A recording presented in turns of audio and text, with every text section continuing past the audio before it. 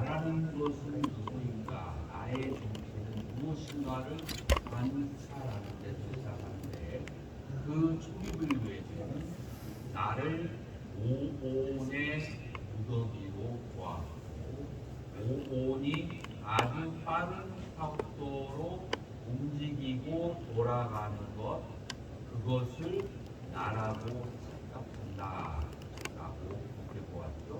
여러분이 주변에 소풍기가 있는데 소풍기는 5개의 다리가 있어요. 이 5개의 다리가 빠른 속도로 돌아가면 그러면은 소풍기가 뭘로 보여요? 원으로 보이게 되죠. 그러나 실제가 원인가요? 실제는 5개의 발에 5개의 발에 뭐가 덧붙여졌냐면 빠른 속도로 돌아가는 것이 덧붙여졌는데 빠른 속도로 무엇이 돌아가게 만들죠? 저쪽에 있는 모터가 돌아가는 거예요. 모터는 왜 빠른 속도로 돌아가죠?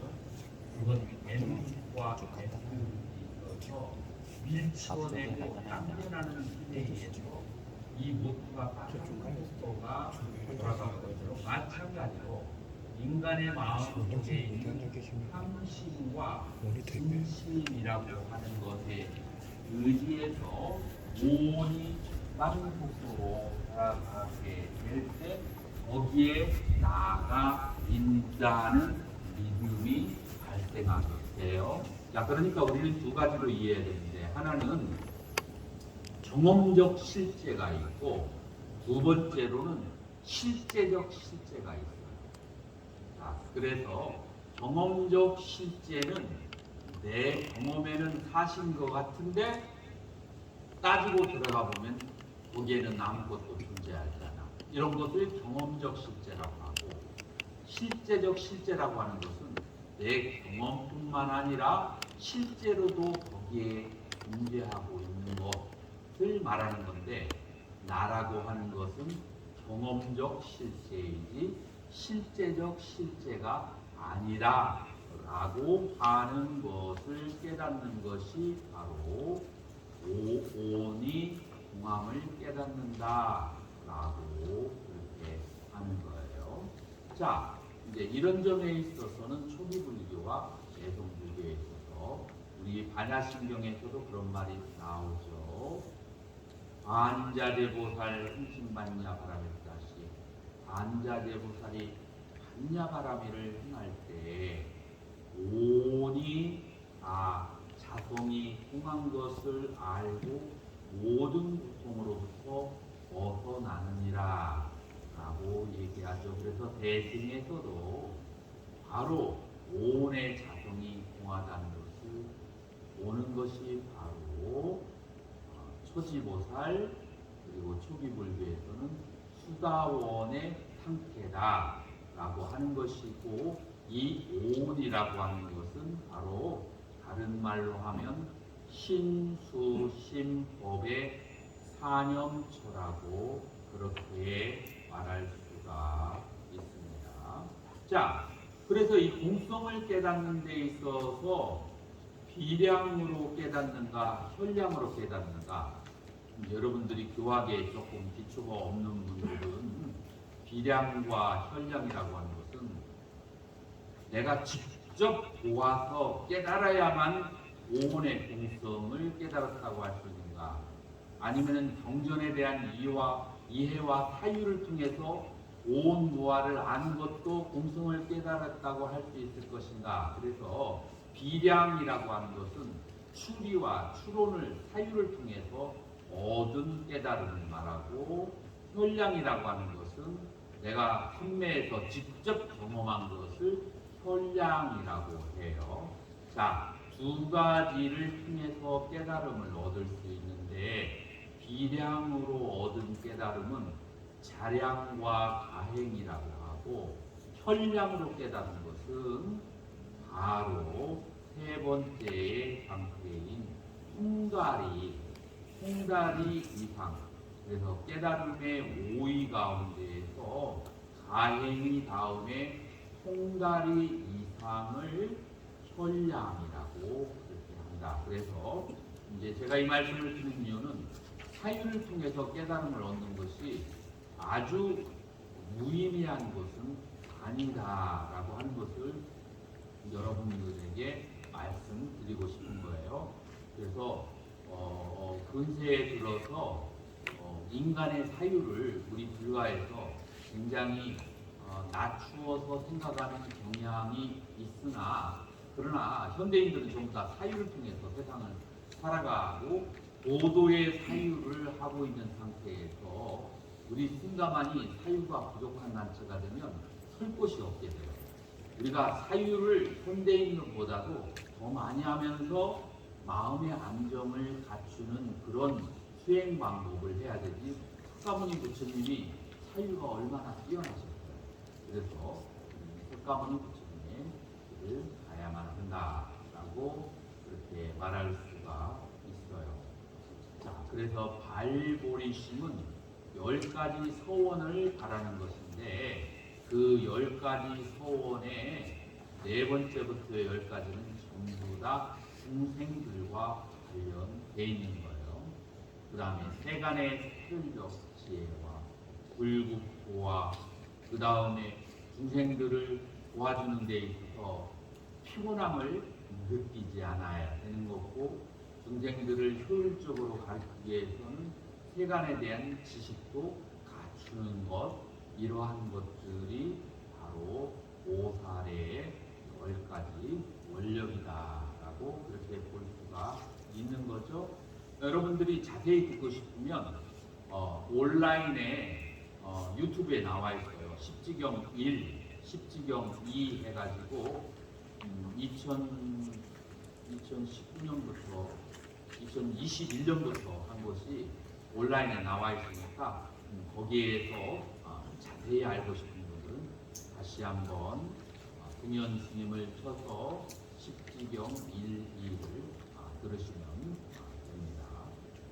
자, 그 다음에 주제를 어디로 넘어가냐면 십지와 사사무에 대해서 한번 다뤄보고자 해요.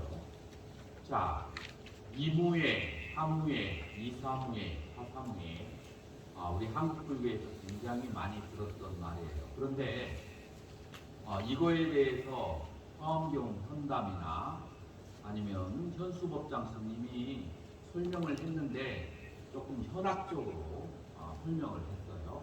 우리가 경에서 바로 들어가면은 이게 뭘 말하는지를 정확하게 알 수 있어요. 티베트 불교에서는 이와 같이 설명을 해요. 어떻게 얘기하냐면 초지보살이 무엇을 깨닫는다고요? 공하다라는 것을, 오온이 공하다는 것을 깨달아요. 그것을 이무에 이치적으로 걸림이 없는 상태를 얘기하는 거예요.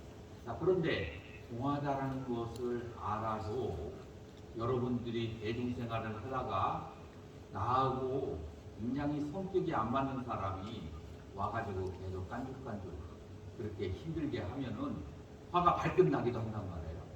자, 그 다음에 어떨 때는 습으로, 전생의 습으로 인해서 좋아하는 여러 가지 습관도 있어요. 그래서 공에는 사랑과 미움이 없는데 여러분들은 공을 깨달았는데 다시 사랑과 미움에 빠지는 것을 볼 수가 있고 과거의 조사스님 가운데서도 그런 경우를 볼 수가 있어요. 이런 상태를 리무예라고 하는 거예요. 그래서 선종 속에서는 이치에 걸림이 없는데 공중에 나아가면 자기의 공성이 공중에서 약간 거슬리고 실천이 되지 않는 상태에 이것을 이무예라고 한다면 공중에도 사랑과 미움이 없고 항상 여일하게 공성이 느껴지고 공성을 실천해 나가는 것을 무엇라고 한다고요? 그거를 바로 이사무예의 상태예요. 자, 그러면 이 이무예의 상태는 언제 오느냐? 초지보살이 되었을 때 오고 이사무예의 상태는 언제 오는가? 육지보살이 되었을 때 온다. 왜 육지보살이 되었을 때 온다라고 하냐? 육지보살은 불안냐 지혜가 성취되고 육지보살은 불안냐 지혜가 성취되는 상태고 십지보살은 냐나가 성취되는 상태예요. 그래서 불안냐와 야냐의 차이점이 있는데 불안냐라고 하는 것은 뭐냐면 반야지예요. 반야지라고 하는 것은 무엇을 말하냐면 이치적으로도 공중에서도 모든 사물이 중한 상태라는 것이 조금도 흔들리지 않는 상태, 그거를 반야지혜라고 얘기하는 거예요. 그래서 반야는 모든 탐진치가 해체된 상태를 뭐라고 한다고요? 그거를 반야라고 얘기해요. 그러면은 냐냐라고 하는 그런 지혜지자를 쓰는 게 있어요. 반야는 지혜해, 냐냐는 지혜지가 되는 거예요. 그러면 이 냐냐하고 반야라고 하는 것이 어떠한 차이가 있는가 여러분들이 생각이 있겠죠. 냐냐는 신통지를 말하는 거예요. 신통지 예를 들어서 어떤 걸 말하냐면 모든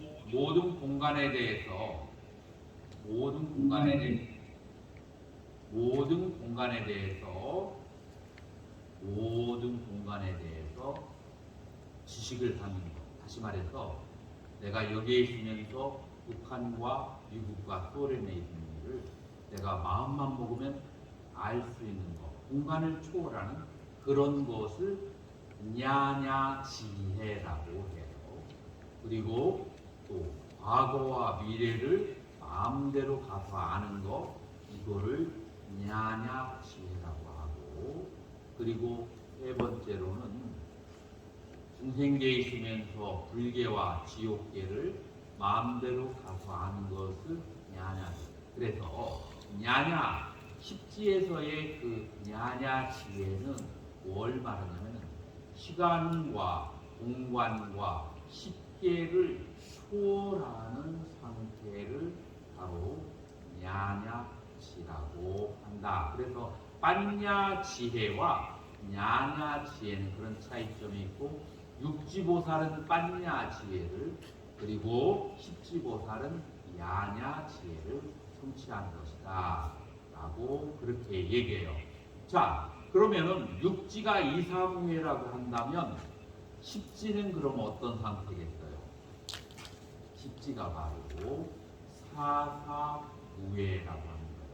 왜 사사무예라고 하냐면 지금 내가 어떤 공간의 제약에 처해 있는데 그 공간의 제약을 벗어났기 때문에 사사가 무예고, 내가 어떤 시간의 제약 속에 있으면서 시간의 제약을 벗어났으니까 사사무예고, 내가 중생계에 인간의 세계에 있으면서 지옥과 불계를 마음대로 왔다 갔다 할 수 있는 십계에 대해서 자유롭기 때문에 사사무예라고 한다라고 하는 거예요. 자, 그러면은 사무예는 뭘까요?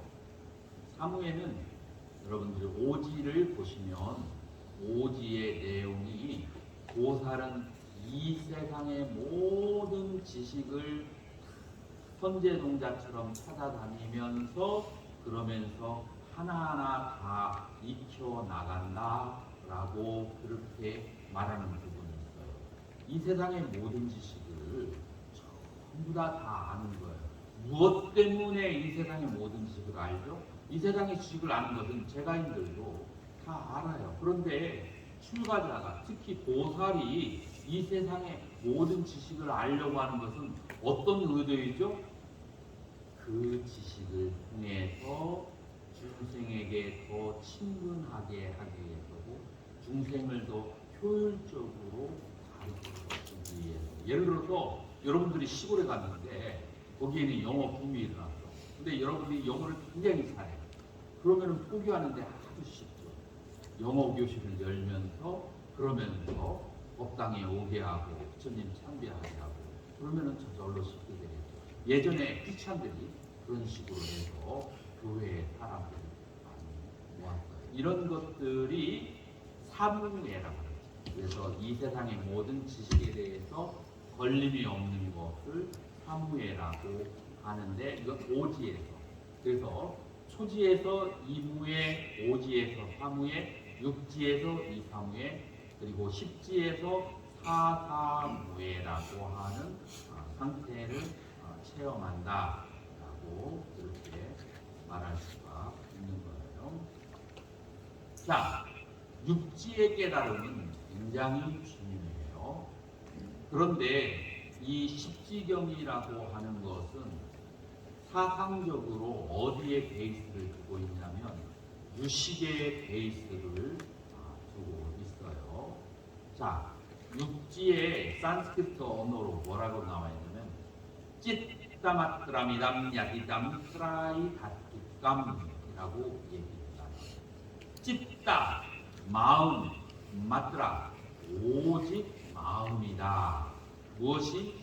이담, 이것은 이 세계는 오직 마음일 뿐이다. 얏, 이담, 어떤 세계? 드라이 다뚜감. 드라이는 3이고 다뚜는 개예요. 3개라고 하는 것은 오직 마음일 뿐이다 라고 하는 것이 어디에 나오냐면은 십지경의 육지의 상태에서 나오는 거예요. 자, 이 글의 뜻은 무엇이냐면 그 다음에 바로 설명이 나와요. 뭐라고 설명이 나오느냐면 내가 여기 산스크리트를 안 집어넣는데 열에 의해서 설해진 이 12가지 연기에 대해서 어떻게 해석을 하냐면 12가지 연기는 찌따마트람 오직 마음일 뿐이다 라고 얘기해요. 자, 그래서 마스투 예상에 대해서 마음이 일어났어. 탐욕과 함께한 마음이 일어났다. 자, 지금 오늘 날씨가 낮에는 살짝 덥죠? 그런데 여러분들에게 아이스크림을 하나씩 돌렸어요. 무슨 아이스크림이요?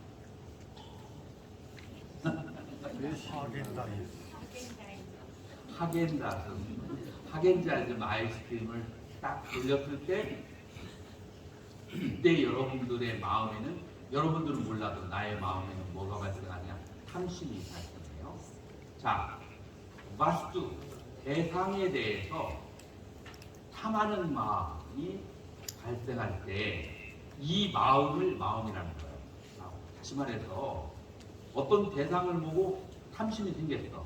그때 일어난 마음이 마음이라는 거예요. 그래서 여기서 둘로 나눌 수 있는데 탐은 마음이 아니에요. 탐은 무엇에 대해서 일어난 거예요? 경계, 저 아이스크림에 대해서 일어난 거예요. 그때 마음이 같이 일어나. 그래서 이 마음은 어떤 마음이냐면 아는 마음, 거울처럼 비추는 마음, 우리 성가에서 말하는 거울처럼 비추어서 아는 마음이 탐심과 함께 어떤 대상에 대한 탐심과 함께 일어나고 어떤 대상에 대해서 진심과 함께 그 마음도 같이 일어난다. 그거를 마음을 의식이라고 했고 그 대상은 우명행할 때 행이라고 했고 그 대상에 대해서 집착하는 마음이 일어난 것이 바로 무엇이다? 무명이다라고 십지경에서는 그렇게 설명을 해요. 내가 여러분 필요하면 내일 강의할 때 이 부분 산스크리트를 한번 설명을 해 주는데 그것도 필요하다고 해야지 필요하다고 말하지 않으면 필요합니다. 필요해요. 제가 다음 시간에 산스크리트 원문을 한번 넣고 하나하나 분해를 해서 설명을 할게요. 자, 그래서 여기에서 말하는 마음은 무엇인가? 이 마음은 인식하는 대상이 발생할 때 같이 따라오는 마음을 얘기하는 거예요. 인식을, 어떤 대상을 인식할 때 그 대상이 있고 대상에 대한 감정이 있고 그리고 제일 밑바닥에 따라오는 것이 마음이다 라고 하는 거예요. 그렇게 해서 마음이 바로 인식할 때 일어나기 때문에 이 마음 없이는 이 세상 아무것도, 아무리 큰 것도 마음 없이는 알 수가 없고 아무리 작은 것도 마음 없이는 알 수가 없다라고 하는 의미 속에서 찢다 맞더라 오직 마음이다 라고 인식론적인 의미에서 유심을 얘기를 그렇게 하는 거예요. 자, 그리고 또 다른 의미에서의 3개 유심이 있는데 그거는 이제 여러 날이 되니까 다음 시간에 또 그것은 다른 그 경전을 통해서 설명을 해드리도록 할게요. 자, 그래서 육지보살은 이 세상이 전부 다 마음으로 이루어진 그것을 알게 되는 거예요. 자, 그런데 여기에 내가 마음이 있고 마음과 같이 일어난 감정들이 있어요. 아비담마에서는 이 감정들을 뭐라고 하냐면 심소라고 해요. 그래서 색깔 있는 마음, 그 다음에 마음 심자는 색깔 없는 마음이에요. 그래서 여러분들은 색깔이 있는 마음과 색깔이 없는 마음으로 나누어서 알아야 되는데 이거를 달마대사는 간신론에서 뭐라고 말씀하시냐면 관심일법 총섭쟁, 마음을 가르는 것이 모든 수행을 다 이루는데 그 마음에는 두 가지가 있다. 하나는 청정한 마음, 또 하나는 물들은 마음, 두 가지가 있다. 근데 이 청정한 마음을 보는 것을 전성이라고 한다 라고 달마대사는 말씀하시죠. 자, 여기에서 아비담마에서는 심과 심소라고 표현하고 이 심을 물들지 않는 마음, 심소를 색깔 있는 마음이라고 그렇게 하는 거예요. 그래서 이거를 다른 말로 하면은 심소와 함께 일어나는 심을 보는 것이 바로 견성이다 라고 간심론의 언어를 바꿀 수가 있어요. 자, 그렇다면 일상생활에서는 어떻게 표현할 수 있냐면 여기 탐심이 일어나고 진심이 일어나고 치심이 일어나고 좋아하고 기뻐하고 슬퍼하는 모든 감정들이 일어날 때 그것과 함께 같이 일어나는 마음을 바라보고 그 마음이 행모하고 명료하고 너무 명료해서 같이 일어난 탐진치가 보이지 않게 될 때 그때 그거를 뭐라고 하냐면은 일체 유심에서 삼계는 유심이요 만법은 유식이다라고 하는 그 청정한 마음을 획득하는 상태가 바로 육지보살이라고 그렇게 볼 수가 있어요. 자, 그러면 제가 조금 빨리 나가는 거 양해해 주세요. 육지와 칠지의 차이는 무엇인가? 한번 생각을 해보면 육지를 바로 프란야지라고 했어요. 이 프란야지를 십지경에서 뭐라고 하냐면 트라이목샤라고 했어요. 삼해탈이라고 해요. 그래서 이 상태에서 세 가지 해탈이 생기는데 여기에 공해탈, 순야타 비목하, 공해탈, 무상해탈, 언니밋다 비목하, 무상해탈, 무언해탈, 앞바리밀그라하 비목하, 그렇게 해서 세 가지 해탈을 얘기하는 거예요.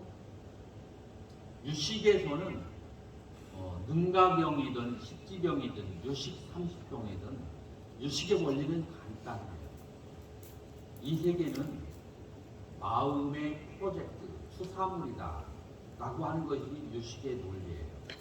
근데 마음이 어떤 식의 과정을 통해서 그렇게 수사를 하는가 라고 보았을 때 첫 번째로는 무엇으로 투사를 하느냐면 나마, 이름으로 투사를 해요. 여러분들이 어떤 사물을 딱 경험하면 그걸 이름과 연결시키거든요.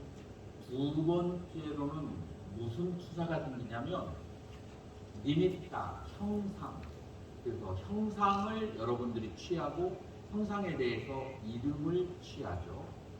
그런 다음에 세 번째로는 형상에 대한 이름에 대해서 분별망상을 일으켜요. 헷갈까라고 해요. 이 세 단계를 유식과 그리고 능가경과 십지경에서는 중생이 타락하는 단계를 이 세 개로 표현해요. 자, 그래서 여기서 이름이 공함을 알고, 그 다음에 형상이 공함을 알고, 그 다음에 분별망상이 공하다는 것을 알으면 그게 바로 해탈의 상태다 라고 그렇게 말할 수 있어요. 요 세 가지를 다스리는 것이 바로 공해탈, 모양 없는 해탈, 무상해탈, 무언해탈, 바람이 없는 해탈이라고 그렇게 하는 거예요. 그래서 여러분들 유식의 논리는 굉장히 간단하게 그렇게 이해할 수가 있다. 그래서 수행을 할 때 여러분들은 이 세 가지를 공격을 한다. 대승 유식의 수행은 무엇이냐면은 모양이 있는 것과 이름이 있는 것과 분별, 이 세 가지를 다스리는 것이 대승불교의 수행이다 라고 그렇게 말할 수가 있어요. 자, 이게 이제 육지보살의 상태인데, 그러면은 칠지하고 어떤 차이가 되냐면은 칠지를 두랑, 가마, 같다, 두라, 멀리 갔다라고 하는 거예요. 육지에서 멀리 갔어. 육지의 깨달음으로부터 멀리 떠났기 때문에 칠지, 원행지라고 그렇게 하는 거예요. 자, 어디로 멀리 갔을까요? 이 육지가 부족한 것은 무엇일까요? 이 육지의 그 깨달음이라고 하는 것은 첫 번째 성문과 영각의 깨달음하고, 이게 십지경에 나온 말이에요. 성문과 영각의 깨달음하고 깨달음은 다르지가 않다. 그럼에도 불구하고 육지가 대단하다, 더 수승하다. 무엇 때문에? 그것은 부처님의 이 실력 때문에. 그럼 부처님의 이 실력이 왜 보살들에게 생겼는가? 초지에 들어갔을 때 바로 10가지 10대 소원을 세웠기 때문에 그 소원 때문에 불보살의 가피를 받았고, 그 가피에 의해서 더 위대해진다라고 하는 거예요. 이 논리는 조금 뒤에 가서 다시 자세하게 다루도록 그렇게 하도록 해요. 자, 그래서 첫 번째 불안감아, 멀리 나갔다, 육지보다 칠지가 멀리 갔다는 것은 이제는 부처님의 가피가 아니더라도 칠지 자체의 깨달음이 성문이나 영각보다도 뛰어나기 때문에 멀리 갔다라고 얘기하고, 그게 이제 경전에서 말하는 제7지 원행지가 육지보다 뛰어나다라고 하는 그런 거예요. 자, 두 번째 차이점은 제7지 보살은 번뇌가 있다고도 말할 수가 없고 없다고도 말할 수가 없다. 이게 무슨 말장난인가? 네, 그건 여기에서 나오는데 모든 중생의 번뇌는 소멸했기 때문에 번뇌가 있다고 말할 수가 없어요. 그런데 딱 한 가지 추구심이 남았어. 그러니까 번뇌가 없다고 말할 수가 없어요. 어떤 추구심인가? 열애의 상태를 바라는 마음, 이 불타는 원력은 불이 꺼지지 않았어요. 그렇기 때문에 아예 번뇌가 없다라고 말할 수도 없다. 이것이 바로 칠지의 상태라고 말할 수가 있어요. 육지와 칠지의 그런 상태는 어떤 차이가 있냐면 육지보살은 열반을 체험을 간헐적으로 해요. 그런데 칠지보살은 열반을 매 찰나찰나마다 열반에 들어가려고 해요. 그러니까 마치 무엇과 같으냐면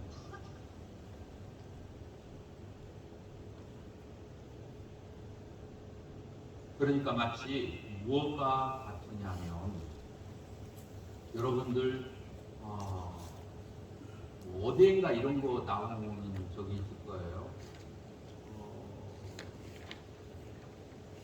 요즘에 막 유행하는 거 방시 말고 뭐라고 하죠? 좀비가 갑자기 그냥 뭘 맞아가지고 타르르 사라지는 거 있잖아요.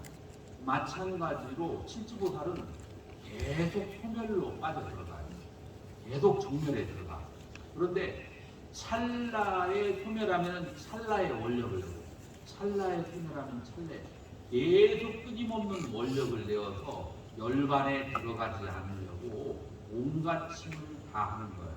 마치 뭐와 같으냐면은 아마존 지역을 걸어가다가 악어의 발이 물렸어.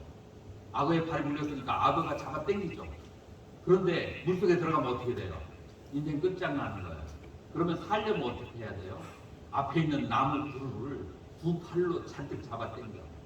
악어는 입으로 잡아 당기고 두 팔로 거기에서 밀려가지 않으려고 이런 정도의 느낌으로 칠지보살은 계속해서 정멸에 들고 자기의 그 몸을 구성하고 있는 원자가 다 그냥 제로로 돌아가려고 하는데 원력으로 정면에 들지 않는 것이 칠지보살이라고 한다면 여러분들 팔찌가 이름이 뭐죠?